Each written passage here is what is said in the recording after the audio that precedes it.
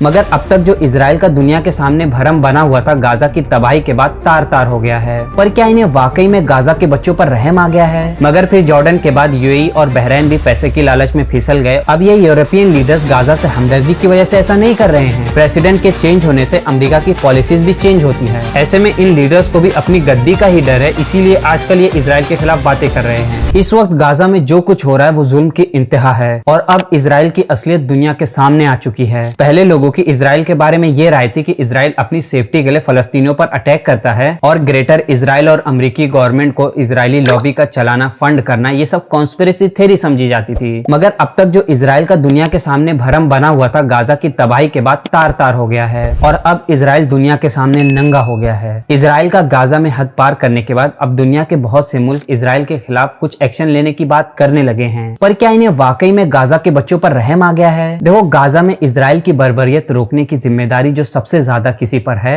तो वो है अरब मुल्क। मगर शायद आपको नहीं पता होगा कि अरब मुल्कों की वजह से ही हमास ने 23 अक्टूबर का हमला प्लान किया था। असल में इजराइल और अमेरिका की कोशिश रही है कि इजराइल को किसी भी तरह अरब रिकॉग्नाइज कर लें। अब जिन जिन अरब मुल्कों ने इजराइल को तस्लीम किया है उनके पास दो ऑप्शन था, या तो वो इजराइल को रिकॉग्नाइज करने के बदले हर साल अमेरिका से पैसे लेते या फिर रहने लायक खुद मुख्तार फलस्तीनी रियासत की मांग करते। अब सबसे पहले जॉर्डन ने इस पैसे वाले ऑफर को कबूल किया, जिसके बाद सारे अरब देशों के अंदर लालच जाग गई। अच्छा, यहाँ जानना जरूरी है कि पहले अरब देशों ने ये पॉलिसी बनाई थी कि इजराइल को रिकॉग्नाइज करने के बदले फलस्तीनी रियासत की मांग की जाएगी। मगर फिर जॉर्डन के बाद यूएई और बहरीन भी पैसे की लालच में फिसल गए और इजराइल को रिकॉग्नाइज कर लिया। अब एक तरफ अरब कंट्रीज एक एक कर इजराइल को तस्लीम कर रहे थे तो दूसरी तरफ फलस्तीनियों की बेचैनी बढ़ती जा रही थी, क्योंकि अरब कंट्रीज ही इजराइल को तस्लीम कर लेंगे तो फिर फलस्तीनियों की आवाज इंटरनेशनल फोरम में कौन उठाएगा? सो फलस्तीनियों के जुल्म पर ध्यान शिफ्ट करने के लिए हमास ने 23 अक्टूबर का हमला प्लान किया, जिसके बाद क्या कुछ हुआ ये तो आपके सामने है। मगर अब जो गाजा की सिचुएशन है उसे रोकने का प्रेशर भी सबसे ज्यादा अरब कंट्रीज पर है, खासकर सऊदी अरब पर। इसी के चलते इनकी तरफ से ट्रंप के विजिट पर बिलियंस ऑफ डॉलर्स का इन्वेस्टमेंट किया गया और फिर सऊदी अरब ने इजराइल से नॉर्मलाइजेशन के बदले गाजा में सीज फायर करने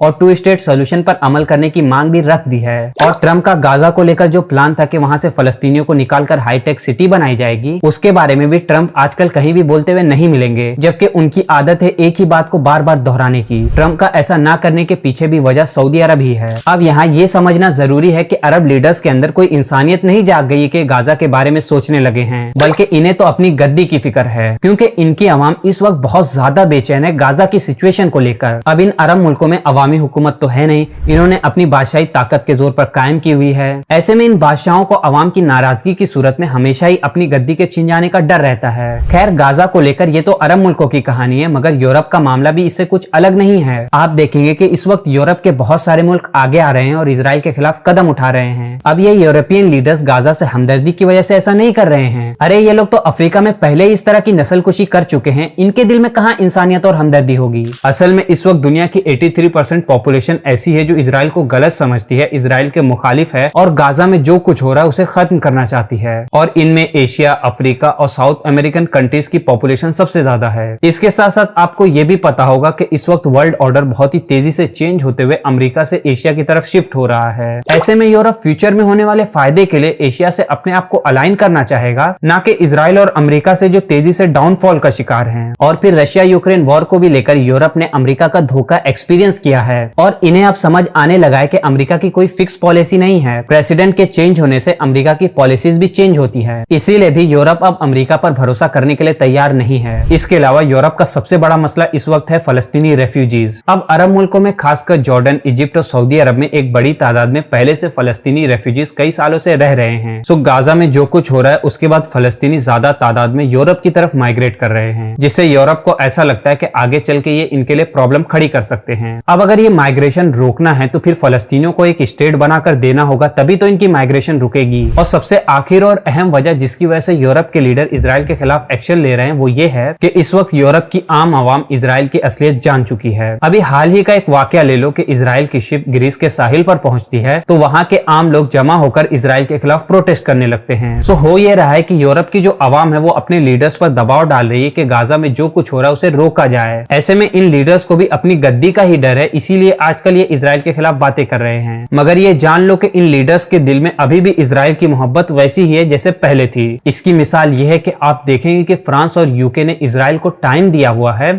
सितंबर तक गाजा के मामलात को सेटल कर लो, नहीं तो हम फलस्तीनी स्टेट को रिकॉग्नाइज कर लेंगे। अगर वाकई इनके दिल में गाजा का दर्द होता तो फिर ये सितंबर तक का वेट क्यों करते? असल में ये लोग अपनी आवाम को बेवकूफ बनाने के लिए सब कुछ कर रहे हैं, जबकि अंदरूनी तौर पर इनके इजराइल के साथ मामलात वैसे ही चल रहे हैं जैसे पहले चल रहे थे। इसका सबूत भी मैं दिखाता हूँ कि यूके जो कह रहा है कि हम फलस्तीन को रिकॉग्नाइज करेंगे, ये अंदर ही अंदर इजराइल को हथियार भी दे रहा है और इजरायली फौजियों की ट्रेनिंग भी करा रहा है जो जाकर गाजा में नस्लकुशी करेंगे। और फिर यूके की गवर्नमेंट इजरायली सेटलर्स के लिए चंदा जमा कर भेज रही है ताकि इन्हें वेस्ट बैंक में फलस्तीनियों का घर कब्जा करने में आसानी हो। फिर कनाडा भी फलस्तीन की रियासत को तस्लीम करने की बात कर रहा है और चोरी छुपे इजराइल को हथियार दे रहा है। लगे हाथ फ्रांस का भी सच सुन ही लो, जिसने फलस्तीन को रिकॉग्नाइज करने के ऐलान पर खूब वाहवाही बटोरी थी। अभी हाल ही में फ्रांस की गवर्नमेंट ने एक फलस्तीनी जो फ्रांस में रहता था, इसे सिर्फ इसलिए अपने देश से निकाल दिया कि इसने अपने ट्वीट में इजराइल को नाजी से कंपेयर कर दिया था। और इतना ही नहीं, फ्रांस ने प्लान किया था कि गाजा में जो बीमार या घायल लोग हैं इन्हें अपने यहाँ लाकर मेडिकल ट्रीटमेंट दी जाएगी। इस प्लान को भी सस्पेंड कर दिया है सिर्फ इस एक इंसिडेंट के बिना पर। आई होप कि अब यूरोप के गाजा को लेकर बदलते स्टैंड